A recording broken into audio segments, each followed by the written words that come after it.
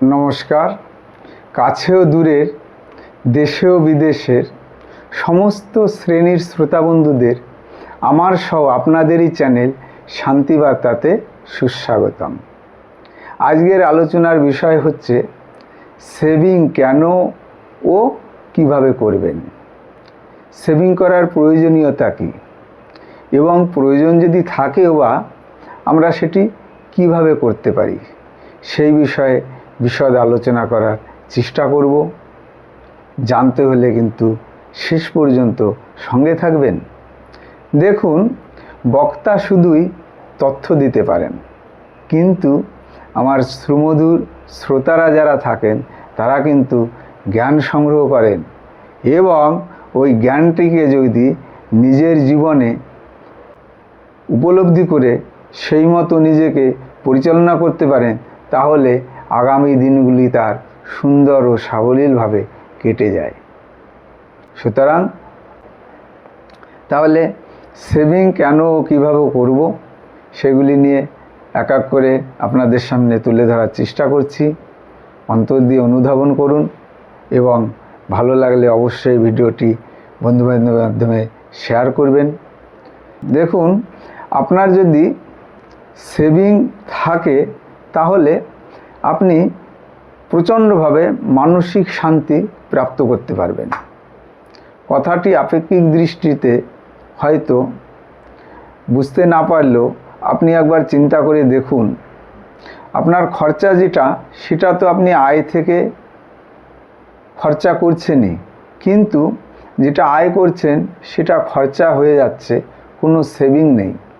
এই যে সেভিংটা নেই, কাজেই আপনি কিন্তু একটা চিন্তার ভেতরে দিন যাপন করতে থাকবেন যে কখন কোনো বিপদ হলে বা আপনি যেখানেই যে কর্ম করেন না কেন কোনো প্রকারের শারীরিক অসুস্থতা হতেই পারে। বড় ধরনের কোনো দুর্ঘটনার সম্মুখীন যদি কখনো হন তখন কি পরিস্থিতি হবে, কিভাবে সামলাবেন, কিভাবে সেই দুর্ঘটনা থেকে নিজেকে মুক্ত করবেন? আপনার কাছে তো কোনো সেভিংই নেই। যদিও বা প্রার্থনা করব এই ধরনের সমস্যার সম্মুখীন যেন কেউ কখনো না হয়, তথাপিও ইমার্জেন্সি বলে একটা বিষয় থাকে, কখন কার কোন মুহূর্তে কোন বিপদ আসবে আমরা কিন্তু কেউ জানি না।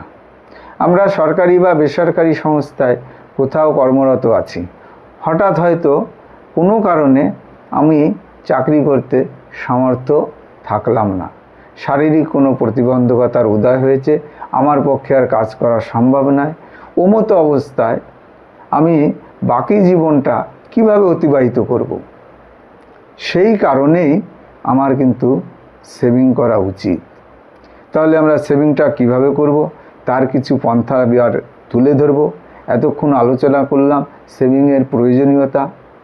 সেভিংয়ের প্রয়োজনীয়তা এক কথায় বলতে গেলে যে ইনকেস কোনো ইমার্জেন্সির কারণে আমার যদি দৈনন্দিন জীবনের ইনকামের থেকে আমি দূরে সরে যাই বা ইনকাম বন্ধ হয়ে যায়, তখন আমি বা আমার পরিবারকে কিভাবে তাদের জীবন অতিবাহিত করাবো, বা কোনো দুরারোগ্য ব্যাধিতে অনেক বড় কোনো রোগ হয়ে পড়লো তখন তার ট্রিটমেন্ট কিভাবে করাবো, সেই জন্যই কিন্তু এইসব নানাবিধ কারণে প্রত্যেকটা মানুষেরই সেভিং করা উচিত।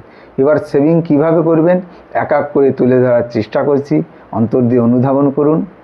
দেখুন, যে যাই ইনকাম করুন, রেগুলার কেউ 500 টাকা, কেউ 1000 টাকা, কেউ তার বা বেশি ইনকাম করেন, চেষ্টা করুন 10 থেকে 20% সেভিং করবেন ইনকামের উপর। কেউ যদি রেগুলার 1000 টাকা ইনকাম করেন তাহলে 10% যদি সেভিং করেন তাহলে 100 টাকা তাকে সেভিং করে রাখতে হবে আলাদা করে। আর যদি 20% সেভিং করতে পারেন তাহলে 200 টাকা আলাদা করে রাখতে হবে।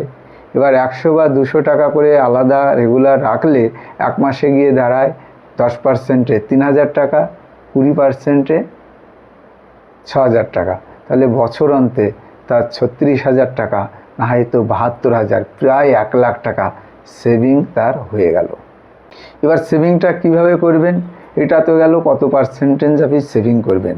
তো মিনিমাম 10%, বা তার থেকে বেশিও করতে পারেন, যার যেমন আয় বা ব্যয় সেইভাবে করতে হবে।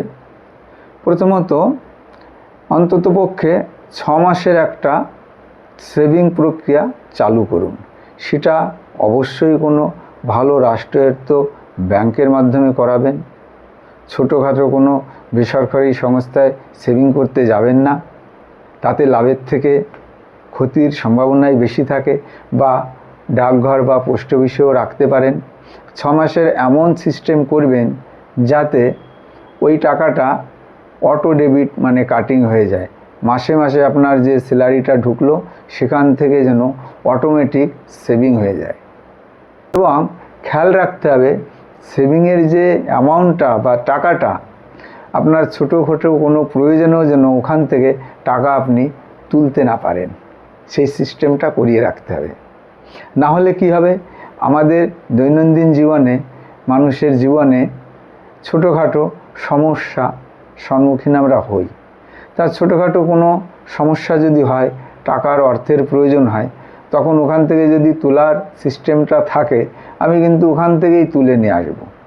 আর যদি ওখান থেকে তোলার সিস্টেমটা কোনো কারণে বন্ধ রাখতে পারি তাহলে কি হবে, ওই যে টাকার বা অর্থের প্রয়োজন সেটা কিন্তু আমি যে কোনো উপায়ে অন্য জায়গায় থেকে আমি জোগাড় করে ওই সময়টা সামাল দিয়ে দেবো, কিন্তু সেভিংয়ের পয়সায় আমি হাত দিতে পারলাম না, সেটা কিন্তু সেভিংই থাকলো।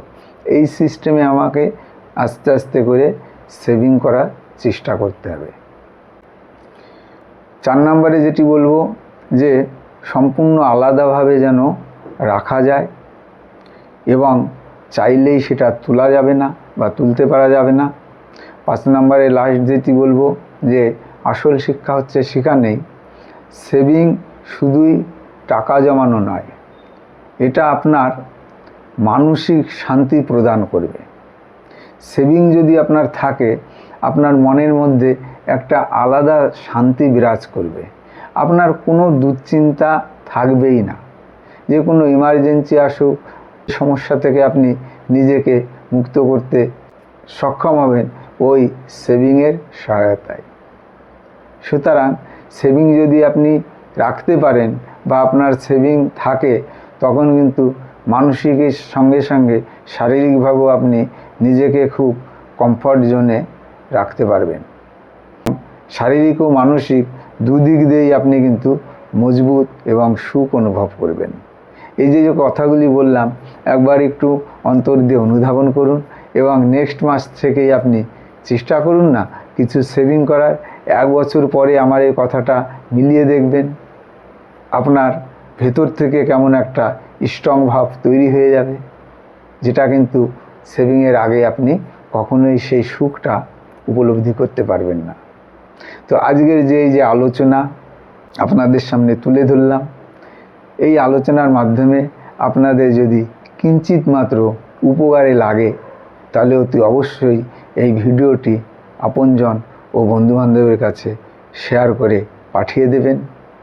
শান্তিবার্তা চ্যানেলের একটাই উদ্দেশ্য সামগ্রিক মানব সম্পদের মানসিক কল্যাণের সহায়তা করার চেষ্টা করা। তো এই শান্তিবার্তাকে এগিয়ে নেওয়ার দায়িত্ব সম্পূর্ণ অডিয়েন্স বা দর্শকদের। আপনাদের করজোরে অনুরোধ করব চ্যানেলটিকে সাবস্ক্রাইব করুন, বেশি বেশি করে শেয়ার করুন, লাইক করুন এবং কমেন্টের মাধ্যমে আপনাদের মূল্যবান বক্তব্য অবশ্যই আমাকে পৌঁছে দিন। আপনাদের কোনো নতুন কোনো জিজ্ঞাসা থাকলে সেটাও জানাবেন, আমি যথাসাধ্য উত্তর দেওয়ার চেষ্টা করব। নিজেও আমি একটা কর্মের সঙ্গে যুক্ত, অনেক কষ্ট করেও কিন্তু এই ভিডিওগুলি আপনাদের সামনে উপস্থাপন করার চেষ্টা করি। প্লিজ সবাই সঙ্গে থাকবেন এবং সহযোগিতা করবেন এই প্রার্থনা করে আজ ভিডিও এখানেই শেষ করব। সবাই অনেক ভালো থাকবেন, সুস্থ থাকবেন, হাসি আনন্দে ভরে উঠুক সবার হৃদয়, এই প্রার্থনা করে এখানেই শেষ করছি। নমস্কার।